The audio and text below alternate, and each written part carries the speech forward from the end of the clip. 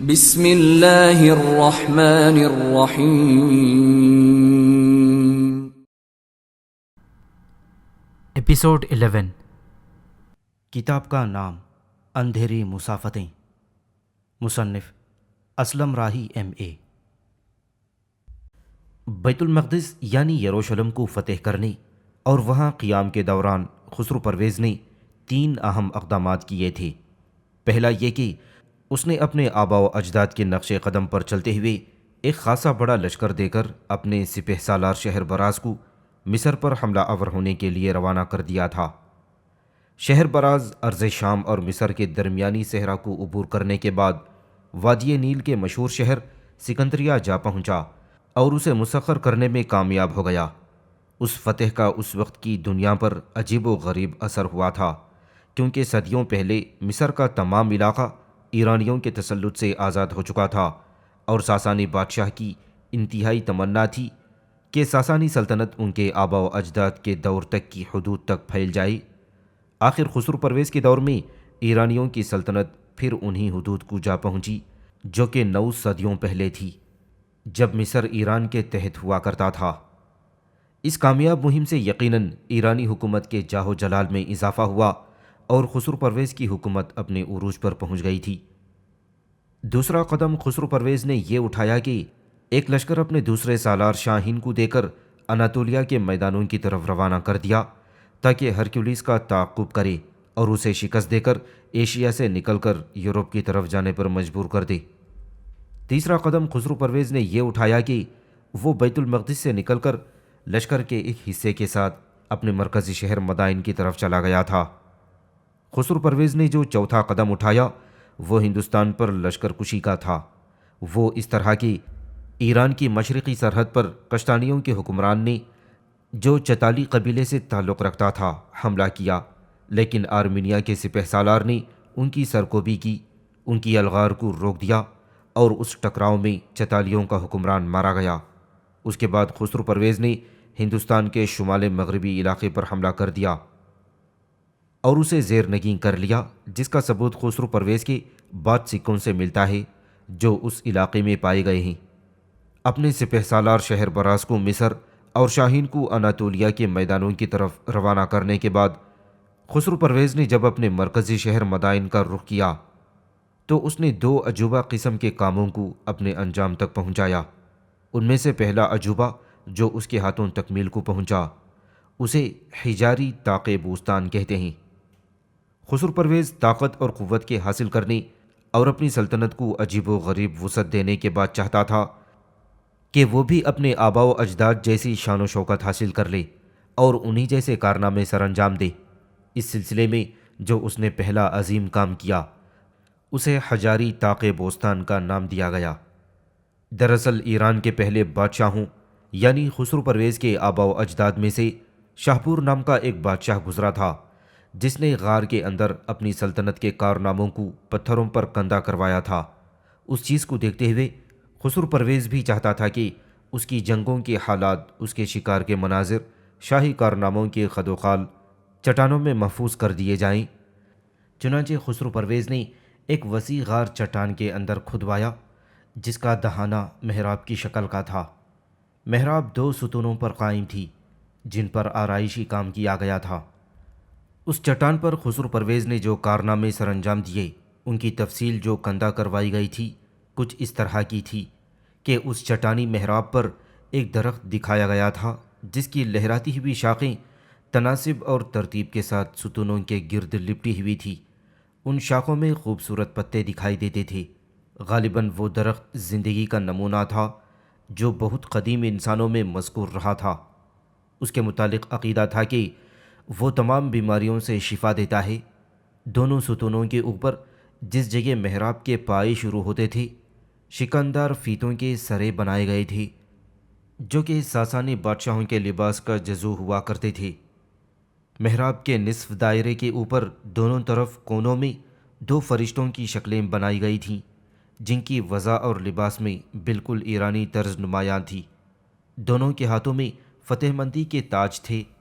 محراب کے اوپر عین وسط میں ایک ہلال بنایا گیا تھا جس کے دونوں کونے اوپر کی جانب تھے۔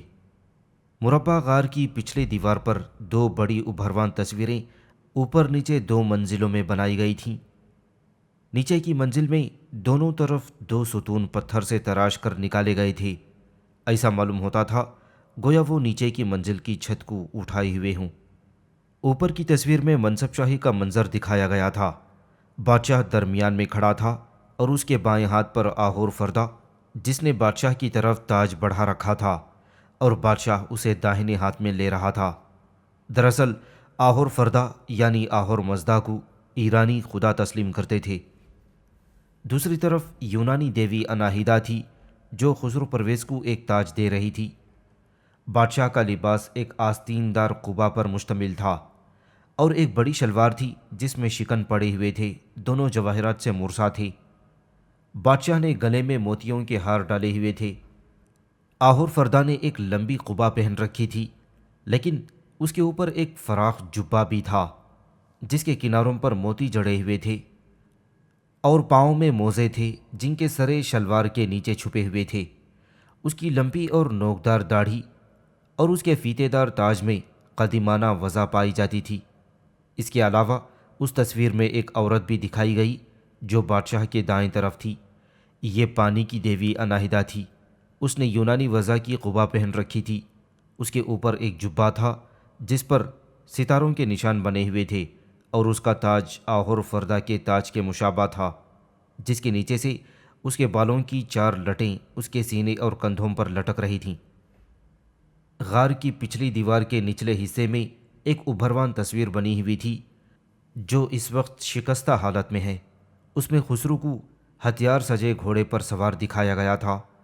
سر پر خوت تھا جس پر تاج رکھا ہوا تھا، تاج پر لگے ہوئے تھے، اس کے اوپر ہلال دکھایا گیا تھا، اور بدن پر لوہے کے حلقوں کا بنا ہوا زرہ بختر تھا۔ اس گھوڑے اور سوار کی ابھرواں تصویروں کے متعلق اسلامی روایت یہ ہے کہ خسرو پرویز اور اس کے محبوب گھوڑے شبدیز کی تصویر ہے، اور حقیقت میں صنعت حجاری کا شاہکار ہے جس میں تناسب اور جزیات کو خوب دکھایا گیا ہے۔ دوسری عجوبہ چیز جس کا اہتمام خسرو پرویز نے کیا تھا وہ اس کا تخت طاؤس تھا۔ مورخین کا کہنا ہے کہ وہ ایک عجوبہ روزگار تھا۔ مشہور مورخ ثعلبی لکھتے ہیں کہ گنبد کی شکل کا یہ تخت ہاتھی دانت اور ساگوان سے بنایا گیا تھا، جس کے پترے اور کٹہرے سونے اور چاندی کے تھے۔ اس کی لمبائی 140 ہاتھ، چوڑائی 130 ہاتھ اور اونچائی 15 ہاتھ تھی۔ سیڑھیاں نہایت قیمتی بنائی گئی تھیں۔ سیڑھیوں کے اوپر سونے کا گنبد تھا۔ تخت کا طاق سونے اور لاجورت کا تھا جس میں آسمان، ستاروں، برجوں اور ہفتے اقلیم کی شکلیں بنائی گئی تھیں۔ بادشاہوں کی تصویریں، رزم بزم کے مناظر بھی اس میں دکھائے گئے تھے۔ اس میں ایک آلہ تھا جس سے دن کے وقتوں کا پتہ چلتا تھا۔ تخت پر بچھانے کے لیے زر بفت کے قالین تھے جو 4 موسموں کو ظاہر کرتے تھے۔ یہ قالین یا قوتوں اور مروارید سے مرصع تھے۔ تاج سونے کا تھا اور اس میں چڑیا کے انڈوں کے برابر مروارید اور انار کے دانوں کے برابر یاقوت جڑے ہوئے تھے جو رات کے وقت صبح کا سماں پیدا کرتے تھے۔ گنبد کی چھت سے طلائی زنجیر آویزاں تھیں جس کے ساتھ تاج بندھا ہوا تھا جو بادشاہوں کے عین سر پر لٹکتا تھا۔ جن دنوں خسرو پرویز مدائن میں مقیم تھا اور مختلف امور کی انجام دہی میں مصروف تھا، اس کا ایک سالار شہر براز ایک طرح سے مصر کو فتح کرنے کے بعد سکندریہ میں قیام کیے ہوئے تھا، جبکہ دوسرا بڑا سالار شاہین ایک خاصے بڑے لشکر کے ساتھ بیت المقدس سے اناطولیہ کے میدانوں کی طرف بڑھا تھا۔ شاہین نے پہلے مشہور تاریخی شہر کاپادوکیا کا رخ کیا جو اناطولیہ کے میدانوں کے اندر تھا، اور اس شہر کی بڑی اہمیت تھی۔ یہ شہر اس وقت رومنوں کے قبضے میں تھا۔ یہاں جو رومن لشکر تھا وہ شاہین کا مقابلہ نہ کر سکا، لہذا شہر خالی کر کے بھاگ کھڑا ہوا۔ اس طرح بغیر لڑے ہی اس شہر پر شاہین کا قبضہ ہو چکا تھا۔ شاہین نے اب مزید پیش قدمی کی اور اناطولیہ کے میدانوں کو رونتا ہوا وہ کانسیڈوئن کے مقام پر جا پہنچا، اور یہ مقام رومیوں کے مرکزی شہر قسطنطنیہ سے بالکل نزدیک اور بحیرہ اسود کے جوارے پر تھا۔ اناطولیہ کے میدانوں میں شاہین کی اس پیش قدمی کی اطلاع جب ہرکیولیس کو ہوئی، تب اس نے اپنے عزیز و اقارب کے علاوہ اپنے امراء، اپنے سالاروں سے مشورہ کیا اور یہ طے پایا کہ اس سلسلے میں شاہین سے بات کی جائے اور شاہین کے ذریعے ایران کے کسرائی خسرو پرویز سے صلح کی گفت و شنید کی جائے تاکہ رومیوں اور ایرانیوں کے درمیان امن قائم ہو جائے۔ یہ فیصلہ ہونے کے بعد تیز رفتار قاصد ہرکیولیس کی طرف سے شاہین کی طرف روانہ ہوئے تھے۔ شاہین اس وقت اناطولیہ کے میدانوں میں اپنے لشکر کے ساتھ پڑاؤ کیے ہوئے تھا۔ شاید وہ خسرو پرویز کے مزید احکامات کا انتظار کر رہا تھا کہ ایک روز اس کے سالار نے ہرکیولیس کے 3 قاصدوں کے آنے کی اطلاع دی۔ شاہین مزاجاً صلح جو تھا، چنانچہ جب اسے اطلاع دی گئی کہ ہرکیولیس کے قاصد آئے ہیں تب اس نے انہیں فوراً بلوا لیا۔ جب وہ خیمے میں آئے تو شاندار انداز میں شاہین نے ان کا استقبال کیا، ان کی عزت افزائی کی، اور جب قاصد شاہین کے سامنے بیٹھ گئے تب شاہین نے انہیں مخاطب کر کے پوچھا، مجھے صرف تمہاری آمد سے آگاہ کیا گیا ہے، یہ نہیں بتایا گیا کہ تمہاری آمد کا مقصد کیا ہے۔ اگر تمہارے شہنشاہ ہرکیولیس نے بھیجا ہے تو کہو وہ کیا چاہتا ہے۔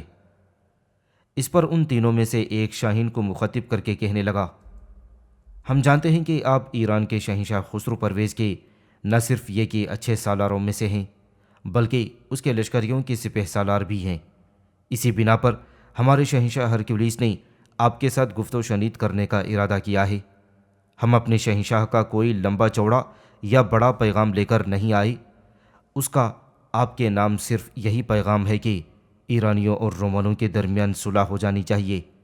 اب تک ہم طویل جنگوں سے گزر چکے ہیں، اب ان کا خاتمہ ہونا چاہیے۔ اس کے علاوہ ہرکیولیس کچھ نہیں چاہتا۔ قاصد کے ان الفاظ کو شاہین نے پسند کیا تھا۔ وہ خود چاہتا تھا کہ رومنوں کے ساتھ صلح ہو جائے تاکہ یہ جویل جنگوں کا سلسلہ ختم ہو جائے۔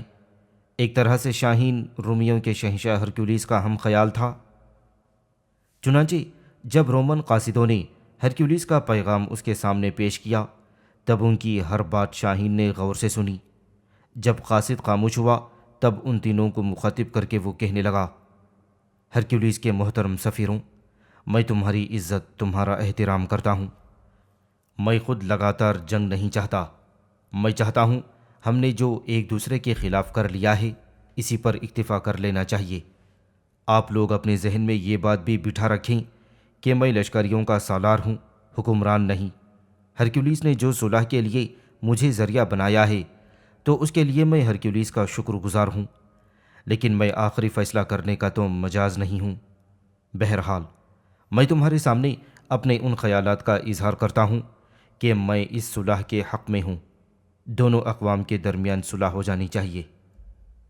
شاہین جب خاموش ہوا تو اس بار دوسرا قاصد بول پڑا اور اسے مخاطب کرتے ہوئے کہنے لگا، یوں جانو ہم اپنے شہنشاہ ہرکیولیس کی طرف سے ہراول دستہ ہیں۔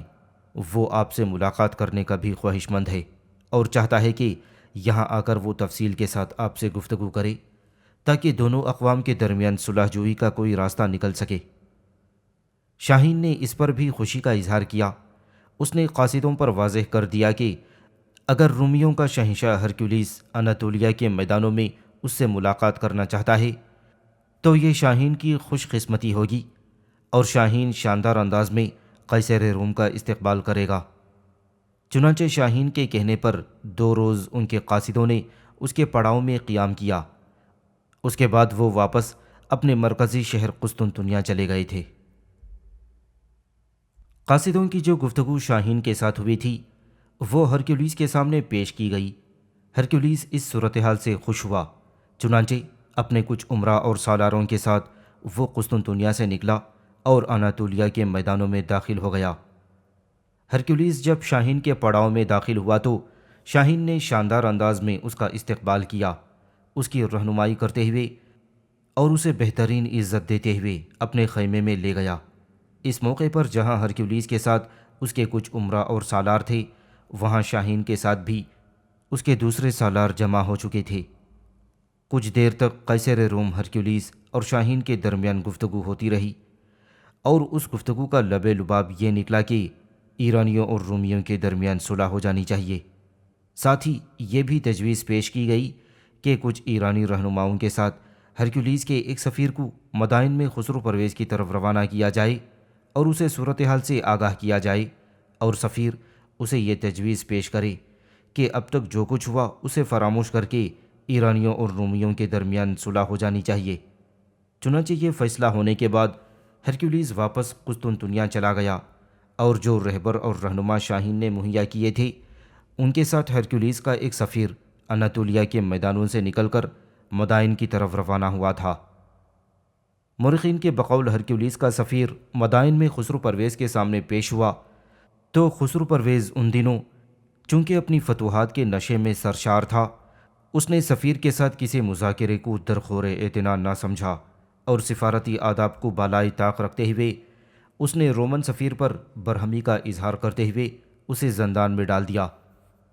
خسرو پرویز اپنی فتوحات کی وجہ سے کچھ بد مزاج بھی ہوتا جا رہا تھا، چنانچہ اس نے جہاں رومن سفیر کو قید میں ڈال دیا وہاں اس نے تیز رفتار قاصد اپنے سپہ سالار شاہین کی طرف روانہ کیے اور اسے تنبیہ کی کہ اس نے کیوں صلح کی گفت و شنید کی اور کیوں اس نے ہرکیولیس کے قاصد کو اس کی طرف بھجوایا۔ اس موقع پر خسرو پرویز نے جو پیغام اپنے سالار شاہین کو بھجوایا وہ کچھ اس طرح تھا: تم نے ہرکیولیس کو بیڑیاں پہنا کر ہمارے پاس کیوں نہ بھیجا؟ ایسا کر کے تم نے ایک بہت بڑی غلطی کی ہے اور اس غلطی کی سزا موت ہے۔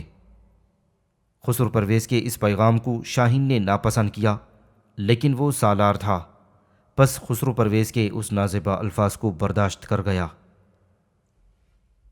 دوسری طرف رومانوں کے شہنشاہ ہرکیولیس کو جب یہ خبر ہوئی کہ خسرو پرویز نے نہ صرف اس کے سفیر کو مدائن میں قید کر لیا ہے بلکہ شاہین کو اس نے تنبیہ کی ہے اور ایک طرح سے اس کی بے عزتی کی ہے کہ اس نے کیوں ہرکیولیس سے ملاقات کی۔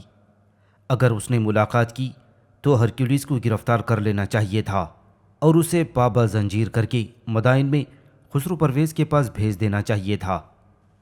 خسرو پرویز کے اس رد عمل سے نہ صرف ہرکیولیس کو مایوسی ہوئی بلکہ رومنوں کے حوصلے پست ہو گئے۔ ان حالات میں رومن سلطنت کی عظمت شہنشاہ ایران کے سامنے جھک گئی تھی۔ رومن آرمینیا، آذربائیجان اور دیگر اہم ترین علاقوں سے محروم ہو چکے تھے۔ اس کے علاوہ ایشیائی کوچک کے تمام ممالک شام، فلسطین اور مصر ایرانی مملکت کے تسلط میں چلے گئے تھے۔ رومنوں کے پاس صرف قسطنطنیہ، ایشیائی کوچک کے چند شہر اور بندرگاہیں اور اطالیہ کا کچھ حصہ اور یونان اور افریقہ کے بعض علاقے رہ گئے تھے۔ ایرانیوں کے ہاتھوں رومنوں کو جب پے در پے شکستوں کا سامنا کرنا پڑا اور ایرانیوں کے ہاتھوں ان کی تذلیل ہوئی اور ان کی عسکری طاقت کمزور پڑ گئی، تب مختلف قبائل نے رومنوں کے خلاف سر اٹھانا شروع کیا اور آئے دن حملہ آور ہو کر وہ رومیوں کی مصیبت میں اضافہ کرنے لگے تھے۔ انہی باغی قبائل نے تراکیہ کو لوٹا اور اب وہ خشکی کے راستے پایہ تخت قسطنطنیہ کی طرف جانے والے شاہراہوں پر لوٹ مار کرنے لگے تھے۔ رومیوں کے حالات اس قدر خراب ہو چکے تھے کہ ان کا سنبھالنا بظاہر مشکل نظر آتا تھا۔ ہرکیولیس گو ایک جوان ہمت حکمران تھا، لیکن ناموافق حالات کی وجہ سے وہ کچھ ایسا بے بس ہوا کہ اس نے پایہ تخت قسطنطنیہ کو چھوڑ کر افریقہ میں رومیوں کے مرکزی شہر قرطاجنہ کی طرف فرار ہونے میں ہی اپنی بہتری خیال کیا، اس لیے کہ قرطاجنہ سے ہی آ کر ہرکیولیس قسطنطنیہ میں رومنوں کا شہنشاہ بنا تھا۔ چنانچہ اپنے اس مقصد کو آخری شکل دینے کے لیے ہرکیولیس نے رومن سلطنت کا خزانہ کشتیوں پر لاد کر قسطنطنیہ سے قرطاجنہ کی طرف روانہ کر دیا۔ اس کے بعد وہ خود فرار ہونے کی کوشش کر رہا تھا کہ اس کے فرار ہونے کا راز کھل گیا۔ چنانچہ عوام نے اس کے خلاف سخت احتجاج کیا۔ روحانی پیشواؤں نے عوام کی ہم نوائی کی اور ہرکیولیس کو بلا کر انہوں نے کلیسا میں حلف لیا کہ وہ رومن عوام کو اپنے حال پر چھوڑ کر افریقہ نہیں جائے گا اور کسی بھی صورت قسطنطنیہ سے نکلے گا نہیں اور نہ ہی پایہ تخت کو چھوڑے گا۔ اب ہرکیولیس کی عجیب حالت تھی، عجیب سے شش و پنج اور کشمکش کی حالت میں تھا۔ اس کی آنکھوں کے سامنے رومیوں کی مملکت کے ٹکڑے ہو گئے تھے۔ عیسائیوں کی مقدس صلیب اس کے سامنے ایرانی چھین کر مدائن لے گئے تھے، اور تو اور خود قیصر روم نے پایہ تخت کو خیرباد کہنے کا منصوبہ بنایا تھا۔ ایسی حالت میں کون کہہ سکتا تھا کہ ہرکیولیس کے اکھڑے ہوئے قدم پھر جم جائیں گے، اس کے مردہ جسم میں پھر روح دوڑے گی؟ لیکن عالمی تاریخ نے یہ معجزہ بھی کر دکھایا۔ ہرکیولیس کو اس کے ضمیر نے جھنجھوڑا، عزت اور اقتدار کے نقصان نے اس کی غیرت کو بیدار کیا اور کچھ ایسی ڈرامائی تبدیلیاں ہوئیں کہ رومن سلطنت کی گرتی ہوئی دیواریں دفتن سنبھل گئیں۔ گو رومنوں کے بہت سے وسائل ایک ایک کر کے ختم ہو چکے تھے، لیکن بحری طاقت ابھی تک ان کے پاس تھی۔ یہی ان کا آخری حربہ اور آخری سہارا تھا۔ ہرکیولیس اب اسے بھی داؤ پر لگا دینا چاہتا تھا، چنانچہ وہ اپنا بحری بیڑا لے کر قسطنطنیہ سے روانہ ہوا، اور اس خیال سے کہ یا تو یورپ کو ایرانی تسلط سے بچا لے گا یا رومیوں کی رہی سہی سلطنت کو بھی پاش پاش کر کے رکھ دے گا۔ ہرکیولیس نے جب اپنی عمرہ اور سالاروں کے کہنے پر قسطنطنیہ سے نکل کر افریقہ میں قرطاجنہ کی طرف جانے کا ارادہ بدل دیا، تب اس نے تیز رفتار کشتیوں میں کچھ دستے روانہ کیے تاکہ جو خزانہ اس نے قسطنطنیہ سے قرطاجنہ روانہ کیا ہے اسے واپس لایا جائے۔ لیکن چند ہی دن بعد خسرو پرویز کو ایک انتہائی بری خبر ملی، وہ یہ کہ جو خزانہ ہرکیولیس نے کشتیوں میں لاد کر قسطنطنیہ سے قرطاجنہ کی طرف روانہ کیا تھا، اس خزانے میں سونا، جواہرات، یاقوت، مروارید اور گوناگو اشیاء تھیں۔ اتفاق سے تیز اور تند ہوائیں سمندر میں چل پڑیں اور پھر سمندر کو طغیانی نے آن لیا۔ چنانچہ کشتیوں میں لدا ہوا ہرکیولیس کا وہ خزانہ بہتا ہوا خلیج فارس کے ساحل پر آ لگا اور خسرو پرویز کے ہاتھ لگ گیا۔ چنانچہ اسے جب خبر ہوئی کہ یہ خزانہ حقیقت میں رومنوں کا تھا جسے ہرکیولیس نے قسطنطنیہ سے قرطاجنہ کی طرف روانہ کیا تھا، تب خسرو پرویز قہقہہ لگا کر کہنے لگا، اس خزانے کا زیادہ حقدار میں ہوں کیونکہ ہوا اسے مجھ تک لے کر آئی ہے۔ چنانچہ اس خزانے کو تیز ہوائیں ایران کی طرف لے آئی تھیں۔ خسرو پرویز کا خزانہ اب بھرپور ہو چکا تھا، اس کے پاس پہلے ہی بڑا مال و دولت تھا اور بہت سے خزانے موجود تھے۔ اس کا ایک خزانہ جو بہت قیمتی تھا، اس کا نام اس نے گنجگاؤ رکھا ہوا تھا۔ مورخ ثعلبی نے اس خزانے کی تفصیل یوں پیش کی ہے، کہتے ہیں ایک ایرانی دہقان اپنے کھیت میں ہل چلا رہا تھا، اتفاقاً ہل کی نوک ایک مٹکے کے دستے میں الجھ گئی جو اشرفیوں سے بھرا ہوا تھا۔ کسان نے بادشاہ کے دربار میں حاضر ہو کر یہ سرگزشت بیان کی۔ چنانچہ خسرو پرویز نے حکم دیا کہ سارے کھیت کو کھودا جائے اور جو مال و دولت وہاں سے نکلے حاضر دربار کیا جائے۔ چنانچہ کھیت کھودنے پر سونا، چاندی اور جواہرات سے بھرے ہوئے 100 مٹکے برآمد ہوئے جو سکندر اعظم نے کسی دور میں زمین میں گڑوا دیے تھے۔